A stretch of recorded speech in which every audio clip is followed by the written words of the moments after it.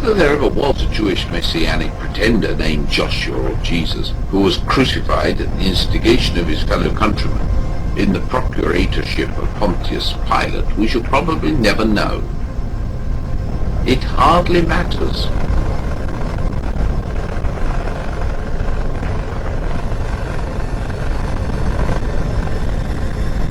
The inner councils of the church were aware of secret writings which were not to be promulgated even among the faithful.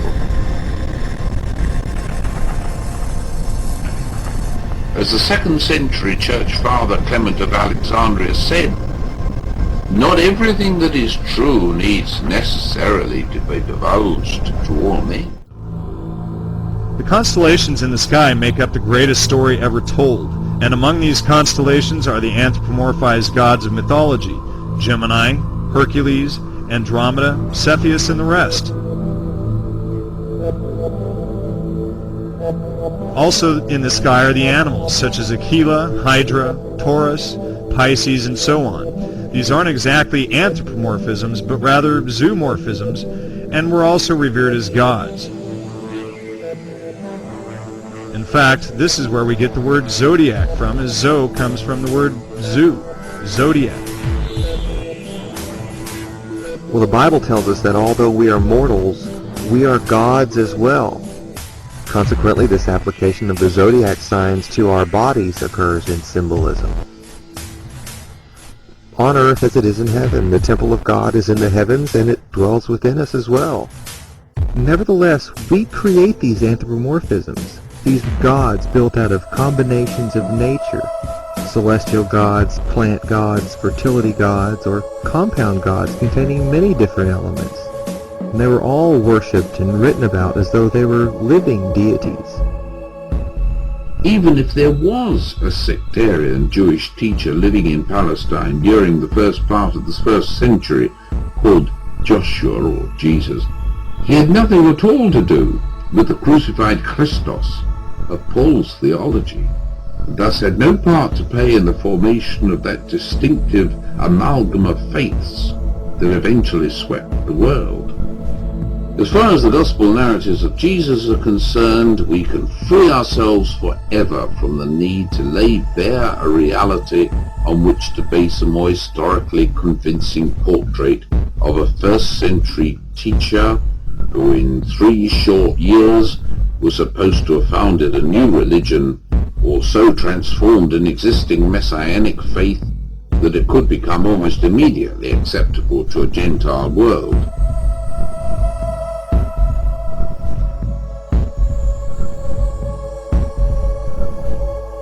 We are dealing with myth, not history. The question we now have to ask is, what was the nature and purpose of that myth?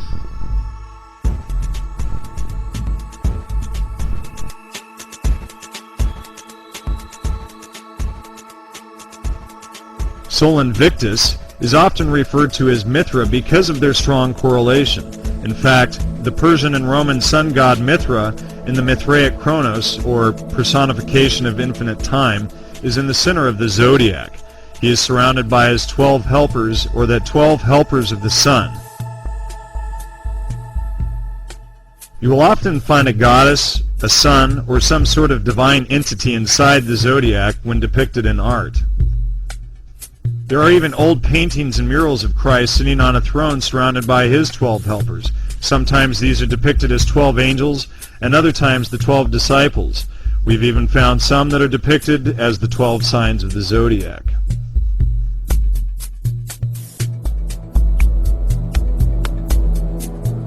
The important thing to know about the deity is that the deity is merely a character. It is the character's characteristics and the physical posture that are important. The name of the character can be interchanged and applied to different cultures and ages, but the numerous characteristics have remained the same in various deities, including Christ, Krishna, Horus, Mithra, Buddha, Quetzalcoatl, and many others. Many of these characteristics represent this star of wonder, this only begotten Son of the Creator, God of God, Light of Light, Very God of Very God, begotten, not made. In other words, and as Jordan Maxwell likes to point out, this ball of light in the sky is not our responsibility, it's God's responsibility. It's not our sun, it's God's sun. This worshipful sun is the main star of all stars. It's the only star that is of real importance to us because it gives us our life. And likewise in this macrocosmic personification, the sun and all other stars in the sky are kings, making Jesus and Horus and all the other sun gods the King of Kings. Mythology never ended. Jesus is the newest myth, and most people are smart enough to know this fact, but so many are just too frightened to face it.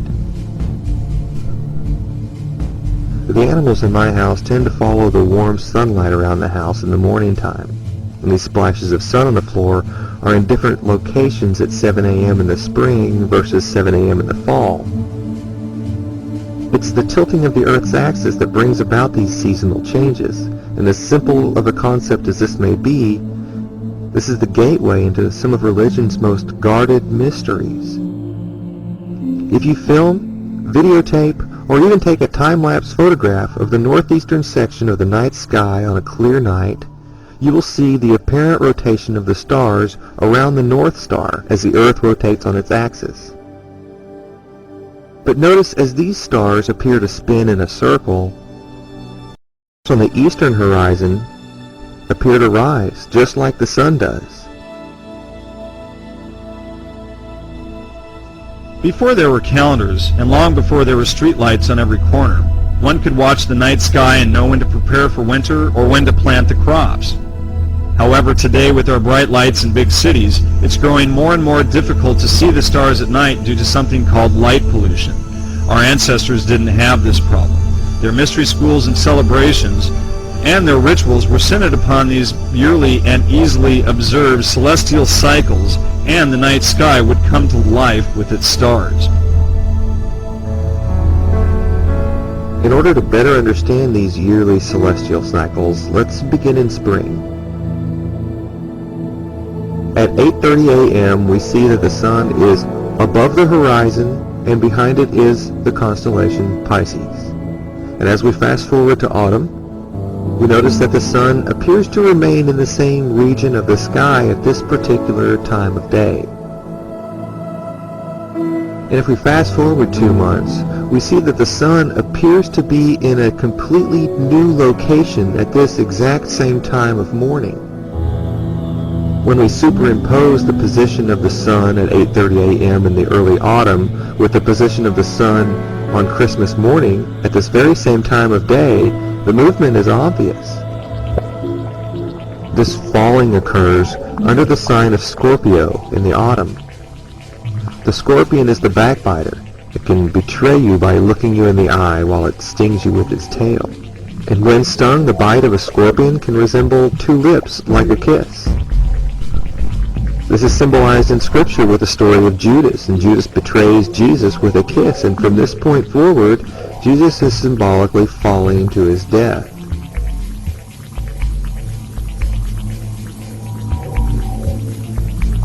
And in nature, from this point forward, from our earthly perspective, the sun appears to be rising on the horizon closer and closer to the south each day.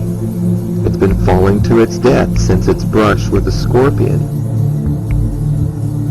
And every day, it's been moving further and further to the south, and the days are getting shorter and shorter. The nights are getting longer and longer, and it's getting colder and colder. On the first day of the winter solstice, December 21st, the sun will not only cease its apparent descent into this abyss, but it also stops this southerly movement. And for 3 days, the sun will appear to rise on the horizon in the exact same place.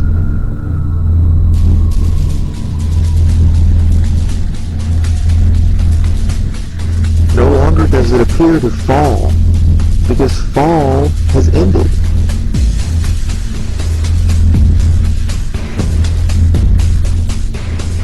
After the sun has appeared to be dead for 3 days, having not moved in its usual fashion, it begins to move in the opposite direction, to the north, and the cycle continues.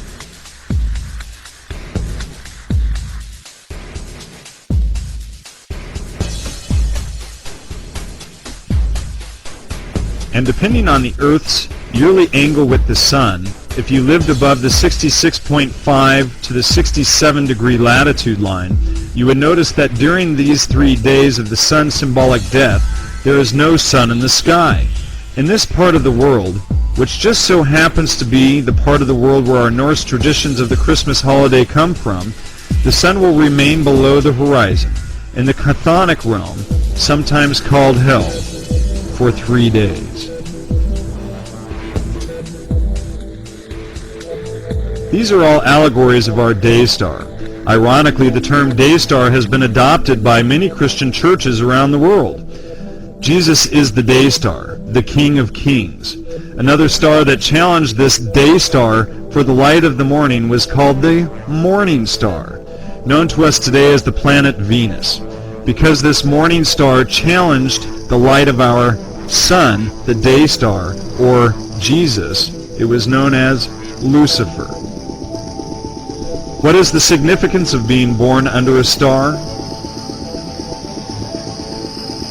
Horus was born under a star to the Virgin Isis. Jesus was also said to have been born under a star to a Virgin Mother. This is all part of a microcosmic personification of an event occurring in the sky in the morning hours of December 25th.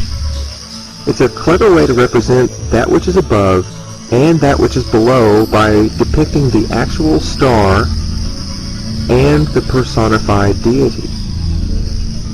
The ancients created entire cultures and mythologies around these ideas, known as astrotheology. And because the heavens reflect the will of the great architect, man has been in constant attempt to reproduce on earth what is seen in the heavens.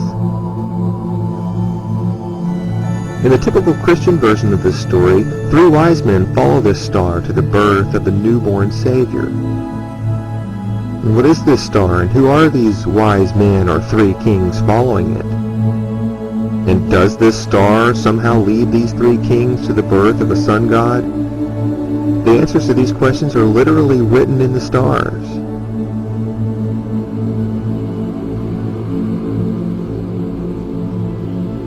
During the Christmas season, you can go outside at night and look to the east, and there on the horizon you will see the real 3 kings of the east.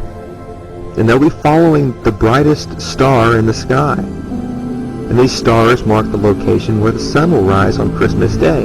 This was even more obvious 2,000 years ago when these legends began, but they can still easily be seen today. These stars will not be in this location at other times of the year. They sweep down to form this alignment during the solstice, or during the Christmas season. It's rather precise, actually, and you can see it with your own eyes.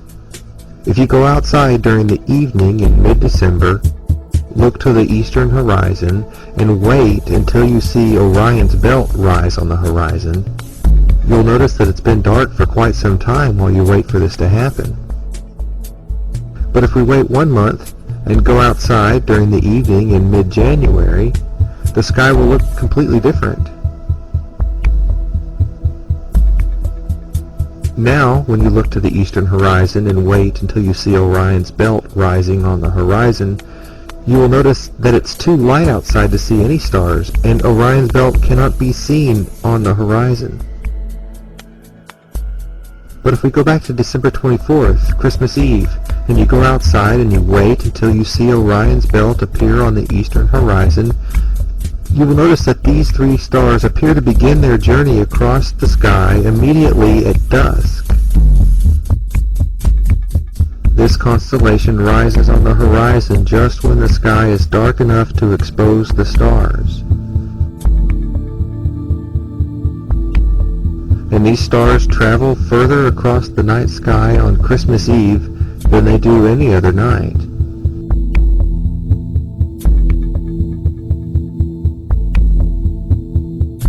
On this midnight, also on the eastern horizon, you will see Virgo, the Virgin, peeking her head above the horizon.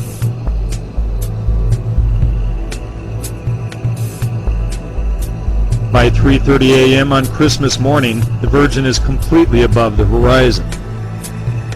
She then takes her position. She prepares to symbolically give birth to the Son after stepping on the head of serpents, the celestial serpent, with her foot. The morning sun will rise just below Virgo on this particular morning, as though she were giving birth to it, the mythological birth of the sun god, born of a virgin. After the sunrise on Christmas morning, the bird, Aquila, will appear to be standing on the sun.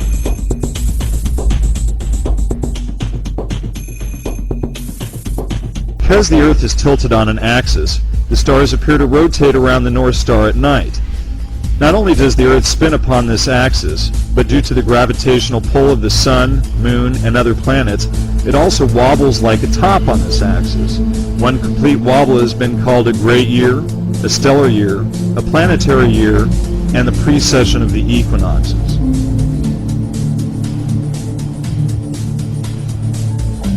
One complete great year takes roughly 25,800 years. This 25,800 year period is divided into the 12 houses of the zodiac, making the 12 ages, just as a normal year is divided into the 12 houses of the zodiac to make 12 months. As a result, we enter a new great month, or new age, every 2,150 years. Just as a normal year has 12 months, the great year has 12 ages, and they are marked with the exact same signs that we are all familiar with. But unlike the commonly understood procession of the equinoxes, which runs forward through the zodiac in the normal monthly progression or procession, during the precession of the equinoxes, we go backward through the zodiac as we enter new ages. By working our way backwards through the zodiac, we may begin to understand how the signs of the zodiac have affected symbolism throughout history. All of the zodiac signs are governed by the four elements. Earth and water are elements that are considered to be feminine in nature. We've all heard of the earth being called mother. Another name for the seas is marine, taken from Latin mare or mare, meaning sea. So this feminine, water-bound sign marking the age of Cancer can be seen as a representation of the matrilineal structures of that age. Call it a coincidence, but for some 6,000 to 7,000 years ago, we were mostly matrilineal and egalitarian in our social structuring. It was an egalitarian society, where men committed to the society as a whole because of the matrilineal structuring. The end of the age of Gemini, with the twins, also happens to mark the time period of the end of matrilineal, egalitarian social structuring, where males and females were equals, or twins, so to speak. The bull then became a symbol of patriarchy about the time of the age of Taurus, symbolized by Lord Krishna with a bull. Bulls were also sacred in the patriarchal Egypt, and in ancient Persia and Rome, in many statues and paintings you will see Mithra stabbing the bull, taking humankind out of the age of the bull, or rather, out of the age of Taurus. The stories of the Bible tell us that Moses came down from the mountain with the tablets of the new law on two separate occasions. The first time he came down the mountain with the law, he noticed that his people had fashioned a golden calf and were worshiping it. Moses gets angry with this and throws the tablets against the rocks, literally breaking the law.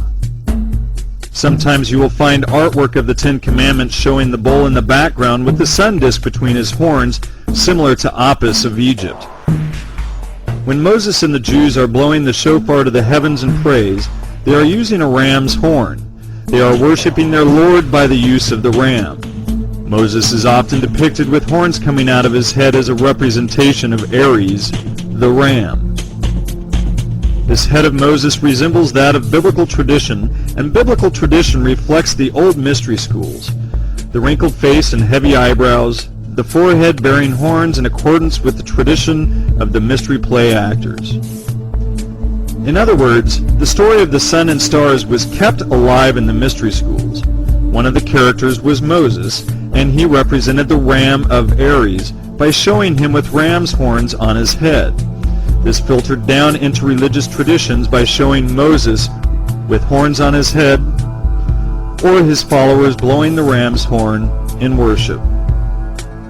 This is not some form of devil worship. It is symbolic of the age of Aries. The previous age was Taurus, the bull. This is the bull, or rather the age, which the Moses character was leading his people away from. This age of the ram ended with the slaughter of the ram when Father Abraham, the father of Christianity, slaughtered a ram instead of his son. Just as Mithra kills the bull to usher in the age of the ram, Abraham kills the ram of Aries to usher in the next age, the age of Pisces. Jesus takes us out of the age of Aries into the age of Pisces. And what was his first miracle? He turns regular water into wine and feeds the masses with 2 fish. These represent the 2 fish of Pisces. Jesus was the fisher of men. Christians today often put a fish symbol on the back of their car or on their clothes. The Pope's mitre is a fish head, looking exactly like the fish heads, representing the age of Pisces, the age of Christianity, the age of the fish. So even the clergy reflect this age. But the symbol of the fish comes from the Vesca Piscis, or the Vesca Pisces. And the Vesca is a symbol of the spiritual portal which emerges from the harmonious balance of 2 complementary polarities: intuition and intellect, knowledge and practice, yin and yang, heaven and the earth, spirit and science. It's 2 complementary polarities that create this spiritual portal. If you consider its shape, it is a spiritual portal. It is the shape of the yoni. We must have this spiritual portal in order to exist. The only way for us to enter into this dimension is through this portal, which emerges from the harmonious balance of 2 complementary polarities, male and female, as we enter into this dimension through this spiritual portal.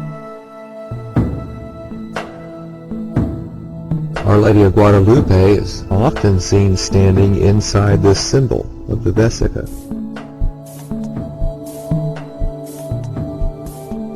Pagan traditions will have people being drawn through this symbol, physically drawn through this symbol, as they are said to have been born again, born into this cult or into this family. So just to bring a close to the talk of ages and becoming to the end of an age, in Matthew 28:20, Jesus says that I am with you always, to the very end of the age. So when the age ends, I am with you always to the end of the age. So there is an age to come. Luke tells us that there is an age to come.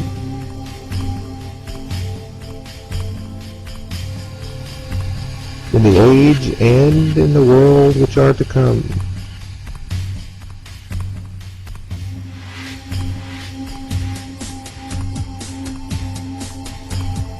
So if Jesus is with us until the end of the age, and this age is about to end, is this reflected in the Bible? And it is.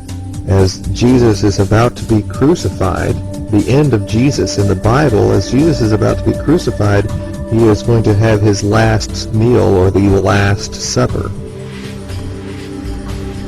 And the day came of the unleavened bread on which the Passover lamb had to be sacrificed. And Jesus sent Peter and John saying, go make preparations for us to eat the Passover.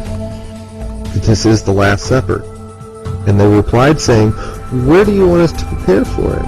Where are we going to prepare this last meal for you? And Jesus said to them, behold, when you enter into the city, a man shall meet you bearing a pitcher of water. Follow him into the house that he entereth in. And symbolically, this is stating you will recognize the new age by a man bearing a pitcher of water. You will follow him into the house. And houses are the houses of the zodiac. Well, this house is represented by a man bearing a pitcher of water, and that's exactly what the age of Aquarius is the man with the water pitcher. You don't see men in history bearing water. You see the woman fetching the water, the woman at the well, the women with the water pot on their head. So a man carrying the water pot is symbolic. It's symbolic of perhaps a slow return to egalitarianism. Abraham was going to stab his son, but instead he ends up stabbing the ram. Just as Mithra was stabbing the bull and Jesus was stabbed on the cross. Everybody knows that Christianity is a kind of Judaism, a very extreme, almost ridiculous form of Judaism, with the Messiah given a quite non-Jewish slant and so on and so forth. Now, to an historian, religious historian, most important thing is to know where these ideas came from and how they were fused.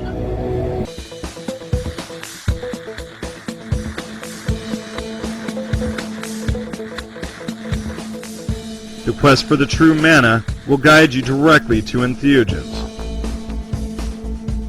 This is a psilocybe mushroom. These mushrooms are more common than the amanita and are often categorically labeled as shrooms. Their active ingredient is psilocybin. Inside psilocybe mushrooms is O-phosphoryl 4-hydroxy N,N-dimethyltryptamine. Dimethyltryptamine is DMT. Keep this in mind because these three letters will come up often throughout the rest of this lecture. There were two types of manna in the Bible: manna from heaven, which appeared many times during the voyage out of Egypt, and the hidden manna, which is only mentioned once in Revelation.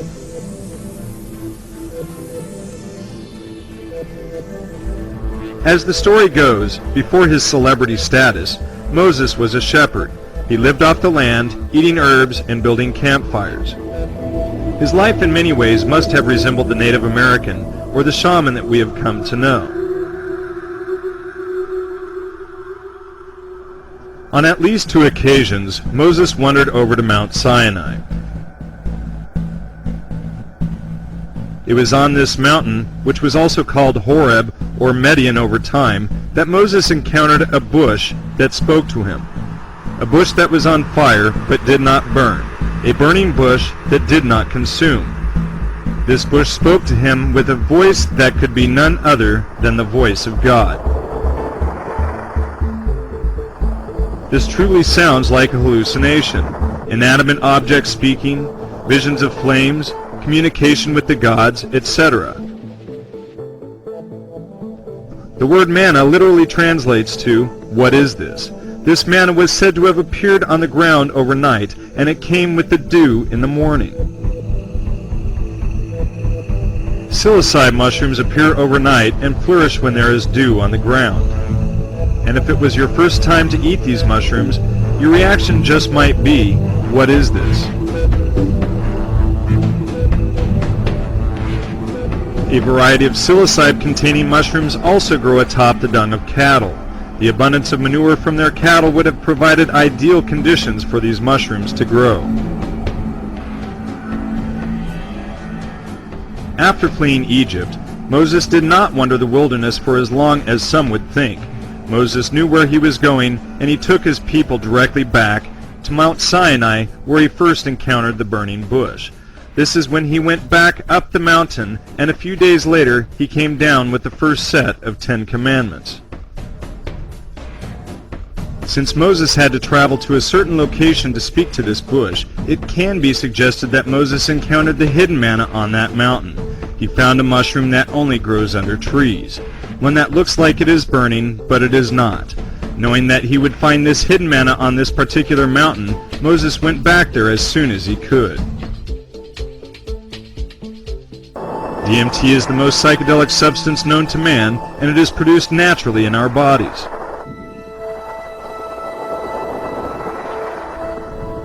Dr. Rick Strassman, author of DMT, the Spirit Molecule, was, at the time his research began, the first doctor allowed to perform psychedelic or entheogenic studies in the U.S. for over 20 years. With intravenous DMT injection, Strassman was able to recreate, unintentionally of course, the alien abduction experience, as well as many levels of out-of-body and religious experiences in the clinical setting.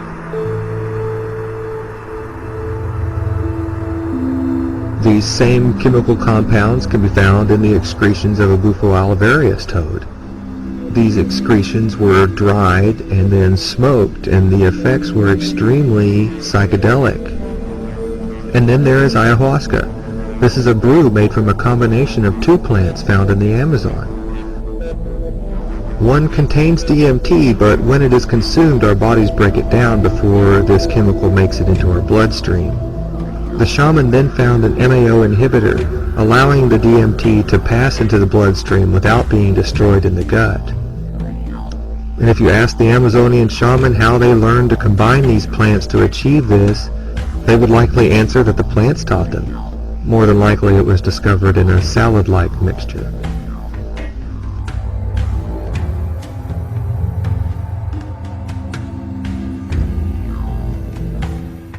Four LSD-like compounds exist naturally in the human brain. This is from the Boston Globe.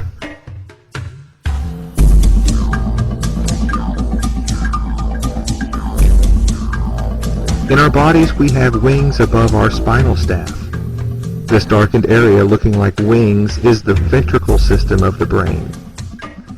The ventricle system in the brain is a series of cavities and chambers that allow cerebral spinal fluid to flow around the brain. Cerebral spinal fluid is the fluid that the brain floats in to protect itself from injury, and cerebral spinal fluid does indeed contain DMT. In Egyptian mythology, the eye of Horus was pulled or plucked from the head of Horus by his brother Set. Now we can begin to understand from where this symbol of the eye of Horus came. It is literally the third eye system inside the human brain. The one eye of Horus represents internal vision. And this internal vision, or this internal third eye, is opened by these mystifying substances found within the mushrooms and within these naturally occurring chemicals within our brains. This visual symbolic representation has an actual purpose, and that's why it is portrayed in such a particular way.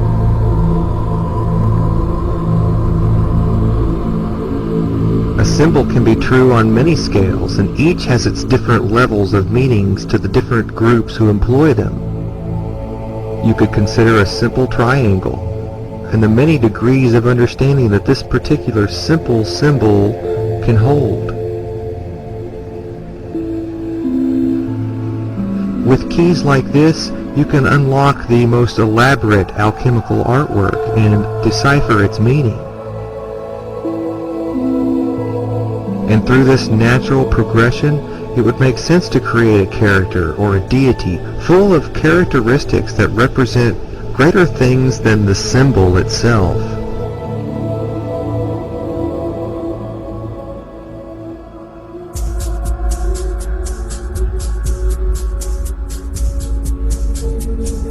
This nonverbal knowledge has been passed down via symbolism, artwork, deities. It's been written in the stars and hidden in plain sight. And all of it is there just waiting for us to come along and claim ownership to our inheritance.